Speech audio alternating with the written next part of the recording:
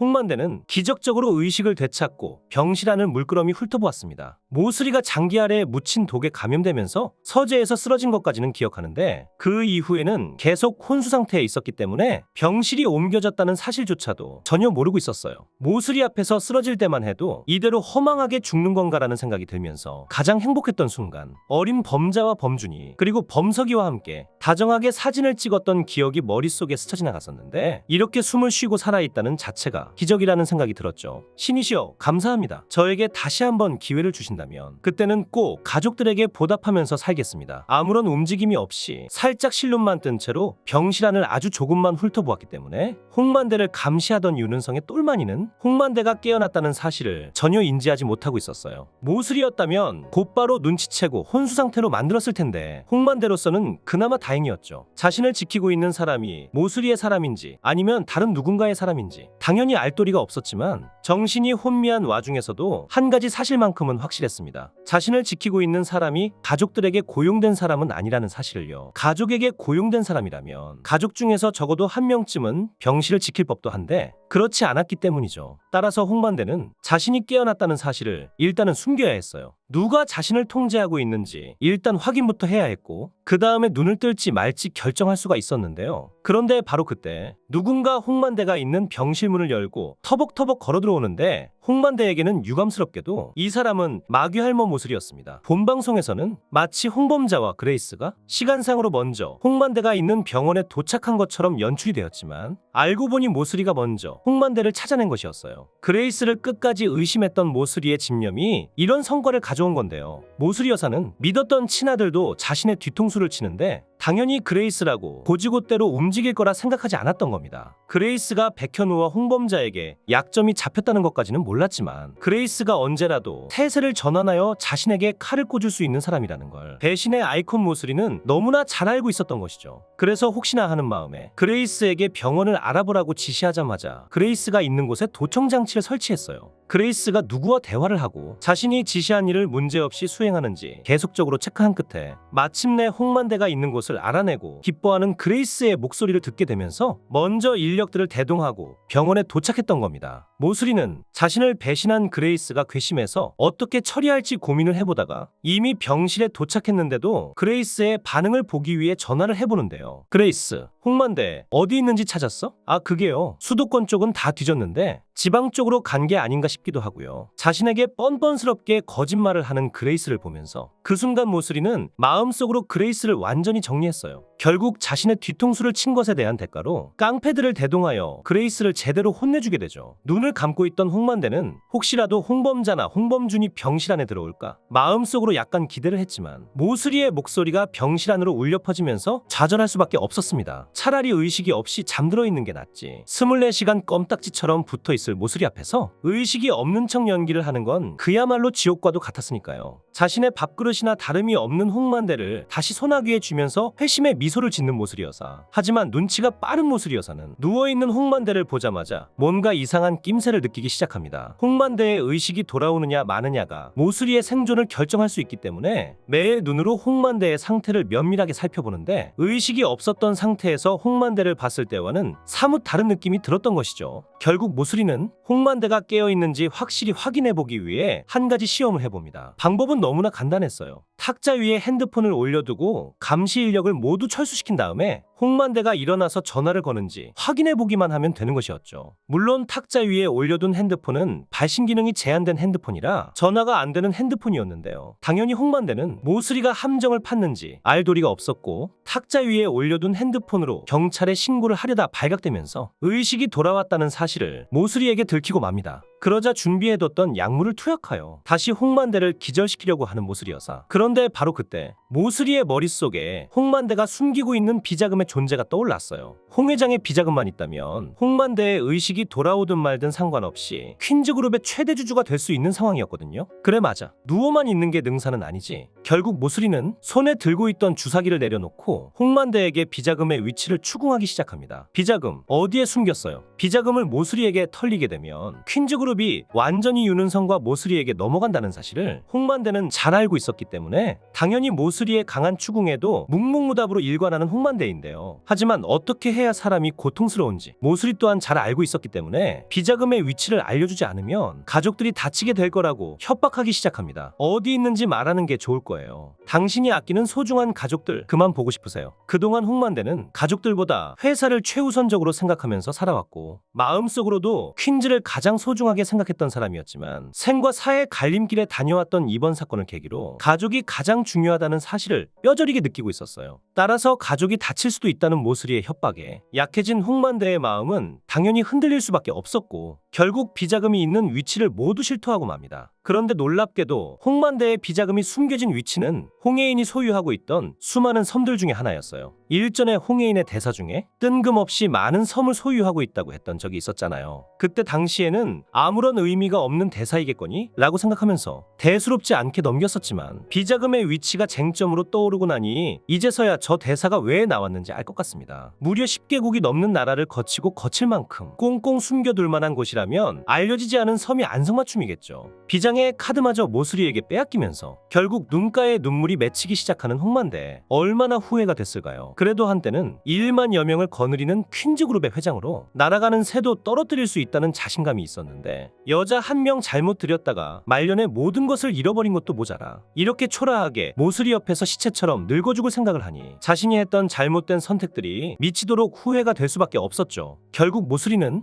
홍만대로부터 원하는 대답을 얻자마자 기다렸다는 듯이 홍만대를 다시 혼수 상태로 만들어버리고 맙니다. 고마워요 알려줘서 이제 다시 주무실 시간이에요. 결국 홍만대는 또다시 모슬이가 투약한 약물에 의해 허무하게 의식을 잃게 되는데요. 모슬이는 비자금의 위치를 입수하자마자 이 사실을 윤은성에게 알렸습니다. 불과 얼마 전까지만 해도 밥줄이나 다름이 없는 홍만대를 아들인 윤은성에게 도난당하면서 두 사람의 관계가 극단으로 흘러갈 뻔했지만 윤은성이 어렸을 때 보육원에 버렸던 것과 상의도 없이 홍해인을 쫓아냈던 것에 대한 대가라고 생각하면서 윤은성의 행동을 너그럽게 용서한 상태였거든요. 어찌됐든 모슬이는 홍만대가 자신의 눈앞에 있으므로 의결권을 행사하는데 아무런 문제가 없었기 때문에 자신은 24시간 홍만대를 밀착마크하면서 아들에게 조금이라도 힘을 실어주고 완벽하게 퀸즈를 장악할 생각이었는데요. 윤은성은 모슬이로부터 비자금 위치를 전해 듣자마자 곧바로 비자금이 있는 홍해인의 섬으로 이동하기 시작합니다. 홍만대의 비자금만 손에 넣으면 완전히 퀸즈를 먹을 수 있다는 생각에 한껏 기대에 부푼 상태였죠. 하지만 홍해인과 백현우도 두 악당들에게 모든 걸 빼앗길 만큼 그렇게 호락호락한 인물은 아니었어요. 홍해인이 기자회견을 하기 전에 윤은성과 결혼 발표를 할 것처럼 윤은성을 안심시켜 놓음과 동시에 회장실 테이블 안쪽에 도청장치를 설치해 두었기 때문이죠. 그리고 이 도청장치는 윤은성이 모슬이와 대화하는 내용을 고스란히 홍해인에게 전달해주면서 백현우와 홍해인 역시 윤은성이 비자금의 위치를 알아냈다는 걸 인지할 수 있었는데요. 윤은성은 백현우와 홍해인이 자신을 미행하고 있다는 사실을 꿈에도 생각하지 못했고 결국 온 가족을 대동한 비자금 탈환 작전으로 홍해인과 백현우가 기적적으로 홍만대의 비자금을 손에 넣게 되는 모양입니다. 비자금을 빼앗기고 약이 바짝 올라버린 윤은성은 엄청나게 분노한 나머지 곧바로 자신이 믿고 부리는 심부름꾼에게 전화하여 다음과 같이 말하죠. 백현우 좀 치워줘야겠어. 11화 예고편을 보니 윤은성의 사주를 받은 심부름꾼이 백현우의 차량을 받아버리라는 사주를 받고 백현우의 차량을 매섭게 쫓아가는 것 같은데요. 그런데 백현우의 차량에는 홍해인까지 타고 있는 상황이었습니다. 하지만 심부름꾼은 그저 차량을 받아버리라는 사주만 받았기 때문에 홍해인이 다치든 말든 아무런 상관이 없었어요. 결국 작정하고 달려드는 심부름꾼의 돌진으로 두 차량이 심한 충돌로 나가떨어지게 되고 이 사고로 홍해인이 크게 다치게 되면서 사경을 헤매게 되나 봐요. 백현우에게 아직 하지 못한 말이 있다면서 사랑해라고 힘겹게 속삭이는 홍해인의 목소리가 나왔는데 금방이라도 혼수 상태에 빠질 것 같은 목소리였거든요. 당연히 윤은성은 백현우를 다치게 할 생각으로 심부름꾼을 시켜서 일을 벌인 건데 뜬금없이 홍해인이 위독하다는 소식을 듣고 곧바로 병원으로 달려옵니다. 윤은성 또한 백현우 못지않게 홍해인에 대한 마음은 진심이기 때문에 사경을 헤매고 있는 홍해인을 보자마자 자신이 저지른 행동을 뼈저리게 후회하게 되죠. 의식이 없는 상태로 사경을 헤매고 있는 홍해인을 백현우와 윤은성이 눈물을 흘리면서 바라보는 모습으로 11화의 내용이 장식될 것으로 보입니다. 구독과 좋아요는 제가 영상을 제작하는데 큰 힘이 됩니다.